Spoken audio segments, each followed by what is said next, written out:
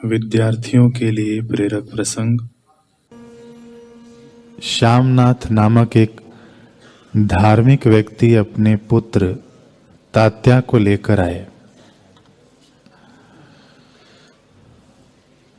श्यामनाथ जी पक्के सत्संगी थे,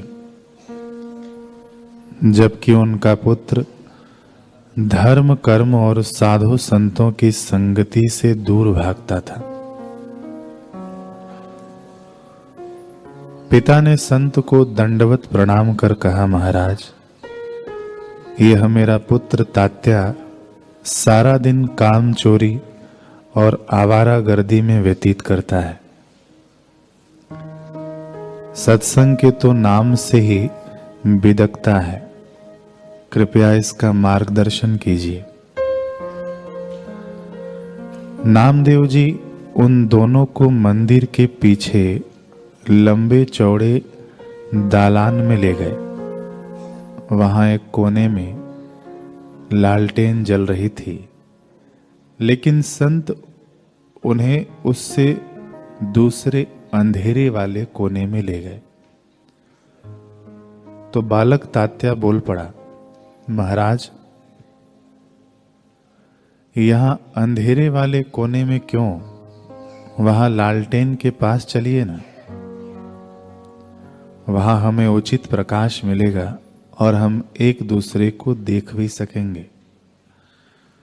नामदेव जी मुस्कुराए और बोले, बेटा, तुम्हारे पिता भी तुम्हें रात दिन यही समझाने में लगे रहते हैं। प्रकाश तो प्रकाश के स्रोत के पास जाने से ही मिलता है, पर हम अंधकार में ही हाथ पैर मारते रह जाते हैं। जीवन का सर्वांगीण विकास करने वाले सच्चे अमिट आनंदप्रद ज्ञान का एकमात्र स्रोत ईश्वर अनुभवी संत ही हैं, और वह उनकी संगति से ही मिलता है। संतों के सत्संग से मलिन कलुषित हृदय में भी भगवान का ज्ञान, रस, माधुर्य पाने की योग्यता आ जाती है। तुम्हारा कहना उचित ही है, परंतु केवल लालटेन के प्रकाश से दुखों का अंधेरा नहीं मिटता, वह तो संतों के ज्ञान प्रकाश से ही मिट सकता है। समझे वत्स? बालक तात्या स्तब्ध खड़ा था। नामदेव जी ने उसके सिर पर हाथ फेरा और तात्या की आंखों से अश्रु धाराएं बहने लगी। उसके अंतर में समझदारी का सवेरा हुआ। वह उन्नति के रास्ते चल पड़ा।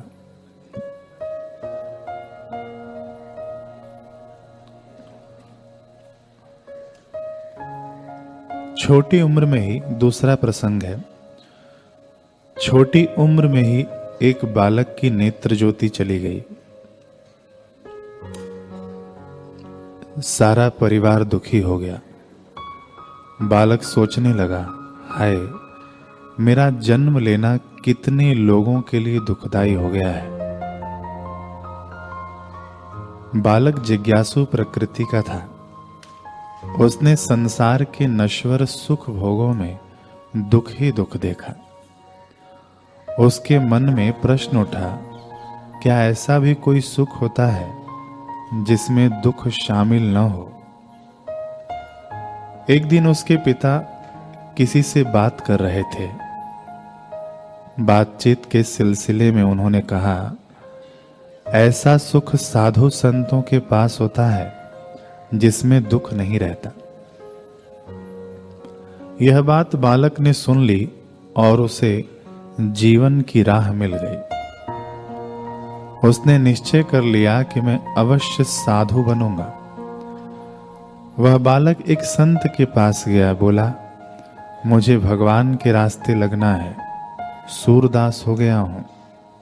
संत बोले, ठीक है, बन जाओ साधु। बालक बोला, मानो साधु बन गया फिर? संत ने कहा, भजन करो। तो महाराज, भजन करें तो किसका करें? संत ने कहा भगवान का करो। बालक ने कहा भगवान का भजन कैसे करें?